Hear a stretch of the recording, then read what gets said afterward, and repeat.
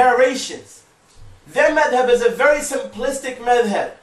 We believe in whatever came in the Quran and in the Sunnah. 10,000 دينار لخازن الكتب في بغداد فألقى النار في الخزانة فاحترقت الكتب واحترق من بينها المختزن. Then Ibn al-Arabi rahimahullah mentions that As-Sahib Ibn Abbad, who was one of the enemies of Al-Imam al-Ash'ari and the Ahl-Sunnah at that time. Remember, there was Mu'tazila, there was Jahmiyyah, many different groups. It was deep. How many different groups came up, and they were very staunch on the nonsense, the different innovations that they had. So he says that As-Sahib Ibn Abbad gave 10,000 dinars to the librarian, the keeper of the library that had the Muhtazin in it, in Baghdad, for him to burn down the library. So he burned down that library, and the books in that library were all burnt, including the Muhtazin. And there was only one more copy of that left. وَلَمْ تَكُنْ مِنْهُ إِلَّا نُسْخَةٌ وَاحِدَةٌ فَنَفِدَتْ مِنْ أَيْدِ النَّاسِ. So there was only one copy of it left, and that was lost in the hands of people. You know, people borrow and take, and remember, he said, from that tafsir, people wrote their books. From that tafsir, people wrote their books. They wrote their tafsirs based on his tafsir. So if that one copy that was left was like, oh, we got to get this now because this is the last one. And because of that, everybody borrowed, used, took until it disappeared, until it was nothing was left of it. It was all gone. فنفدت من أيدي الناس وكان الصاحب بن عباد على مذهب المعتزلة. And الصاحب بن عباد was upon the madhab of the Mu'tazila. ولأبيه عباد بن عباس كتاب أحكام القرآن ينصر فيه مذهب الاعتزال. And his father, because remember he is الصاحب ibn Abbad, so his father Abbad ibn Abbas had a book pertaining to the judgments of the Quran. In that book, he was defending the madhab of the Mu'tazila. So that's to say that he wanted his father's book.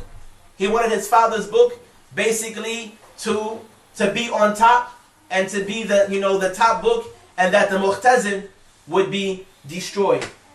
Which is why he gave the 10,000 dinars for that library to be burnt down, which was a huge sacrifice. They really wanted to destroy the Muhtazin.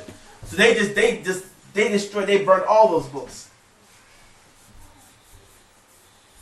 وليس بين أيدينا من مؤلفات ابن-الحسن غير كتاب الإبانة وهو كتاب مقرر فيه عقيدة السلف ورد على ما يخالفها من آراء اعتزالية. And we don't have anything left from the مؤلفات of Abul-Hasan rahimahullah except the Ibana. There's a few more books also actually of his that I brought too, but that's the main one, the most famous one that's just on the Aqeedah from beginning to end. And he's not talking about sects, different groups and stuff. He's just talking about what the Aqeedah of Ahl-Sunnah is. So he said, and it is a book that he clarified the Aqeedah of the Salaf. And he refuted what differs with it from the different Mu'tazilite views. ومنه يقف القارئ على طريقة الشيخ في الرد على مخالفيه ويعرف كيف كان يجمع في الاستدلال بين السمع والعقل. And from this book a person can see the style and the methodology of the Shaykh in refuting the people he differs with. And they can also get to know how he combines, when he uses proofs and evidences, how he combines between intellect and reason and the transmission that came from the Prophet ﷺ. And Abu al-Hasan rahimahullah ta'ala died in Baghdad in the year of 324 after the Hijrah.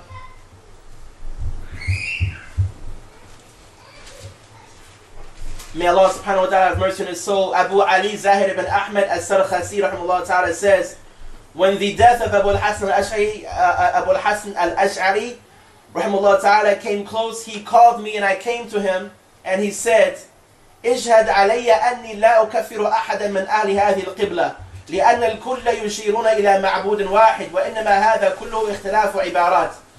He said, I want you to testify for me that I do not make takfir of anyone from the people of the Qibla.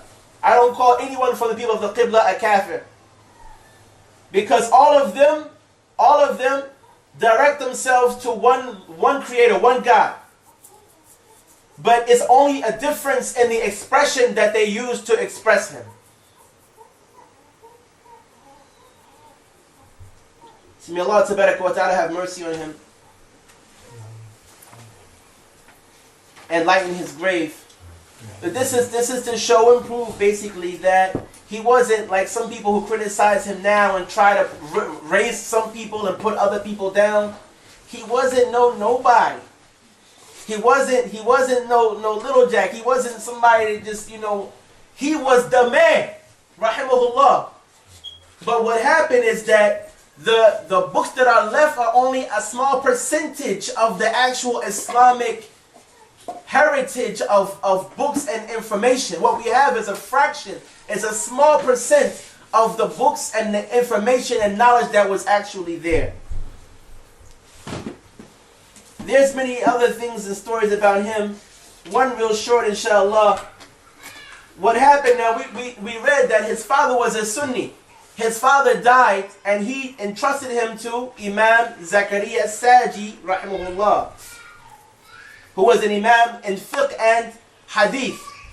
Later on, the mother of Abu al-Hasan married al-Jubba'i. Al-Jubba'i was the leader of the Mu'tazila. He was the imam of the Mu'tazila. And, this is who the mother married though. That's Allah ordained that they have to be married. That's what happened with them. So, for some, they say some 40 or so years, he was on the madhab of the Mu'tazila.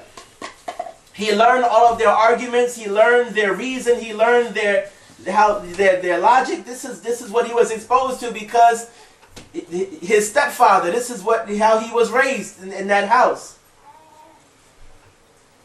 But Allah tabaraka wa ta'ala, and look at the dua of the parent, the dua of the father for his son. The dua there's no hijab. There's certain du'as that there is no barrier. That Allah tabaraka wa ta'ala accepts that dua.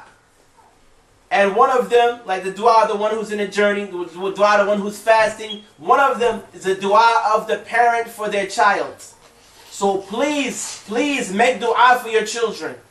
Never make any negative dua, no matter how mad they make you, no matter what they do. Make dua for them. If they have prison for the rest of their life, make dua for them. No matter what they did. Because the dua of the parent is powerful. Even if it doesn't apparently affect the child, Allah may answer that dua in your grandchildren or your great-grandchildren. It's even said that Maryam, the mother of the Prophet Isa alayhi salam, Maryam, she had the Prophet Isa alayhi salam with no father because her mother said, وَإِنِّي أُعِيذُهَا بِكَ وَذُرِّيَّتَهَا مِنَ الشَّيْطَانِ الرَّجِيمِ. Allahu Akbar. See, you got me on, man. He mentioned that in the khutbah today, subhanAllah. So it's like, she made a dua. Now, and the ajib thing was that she said, when she was pregnant with Maryam, she said that, إِنِّي نَذَرْتُ لَكَ مَا فِي بَطْنِي مُحَرَّرًا فَتَقَبَّلْ مِنِّي. She said, I am vowing, I am dedicating to you what is in my stomach freely. So accept it from me.